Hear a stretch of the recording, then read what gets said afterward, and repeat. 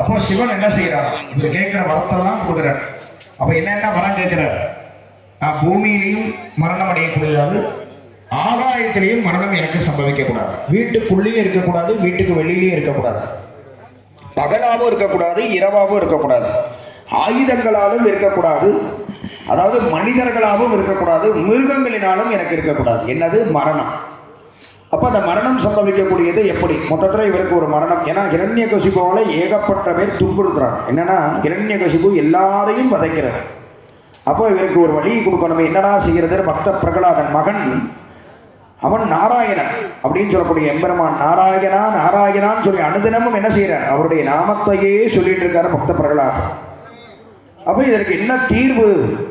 அப்போ நீ சிவநாமத்தை சொல்லுன்றார். ஏவாயால எப்படி நான் சொல்லுவேன்? ஏன்னா பெருமாளையே அனுதினமும் பாராயணம் செய்யக்கூடிய நான் திடீர்னு ஒரு மந்திரத்தை மாற்றி சொல்றீங்களே, எப்படி என்னால் சொல்றது அப்படின்னு சொல்லி பக்த பிரகலாதன் கேட்கும் பொழுது, அப்போ உன்னை உயிரோட விடக்கூடாதுன்னு யார்? பெற்ற மகனையே கொள்றதுக்காக அந்த காவலாளிகளை கூப்பிட்டு அழைச்சிட்டு போவார். ஒவ்வொரு விதத்திலையும் அவர் என்ன செய்கிறார்? பெருமாள் ஏதோ ஒரு ரூபத்தில் காய்ச்சுறார்.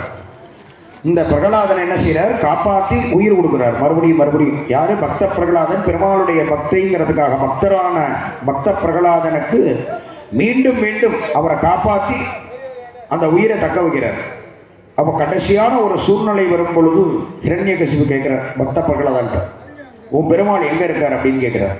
அவர் தூண்லேயும் இருப்பார், துரும்புலையும் இருப்பார் அப்படிங்கிறார். அப்போ பக்த பிரகலாதன் சொல்லக்கூடிய வார்த்தையை கேட்டு உடனே ஹிரண்யகசிபு அங்கே இருக்கிற தூணில் முதல் தூணை இடிக்கிறார். எங்கப்பா அவனுடைய பெருமாள் இருக்கார் அப்படின்னு. ரெண்டாவது தூணை இடிக்கிறார். இடிச்சுட்டு வெளியில வர்றார். யாரு? பெருமாள் அவதாரத்துல லக்ஷ்மி நரசிம்மமூர்த்தியாக ஒரு சிம்ஹ முகத்தை கொண்டு அக்ரோஷமா வெளியில வர்றார். என்ன காரணம்?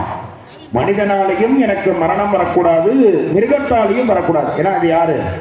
மிருகத்துடைய முகம் சிம்மம், கர்ஜனைக்குரிய சிம்மம், உடம்பு மனிதனுடைய உடம்பு. அப்ப ஆயுதத்தாலே எனக்கு மரணம் வரக்கூடாது, அருவாலோ கத்தியோலையோ வெட்டக்கூடாது. அப்ப என்ன செய்யறார்? நரசிம்மமூர்த்தி கரங்கள்ல இருக்கக்கூடிய விரல் நகங்கள், அதுதான் அது அஸ்திரம்.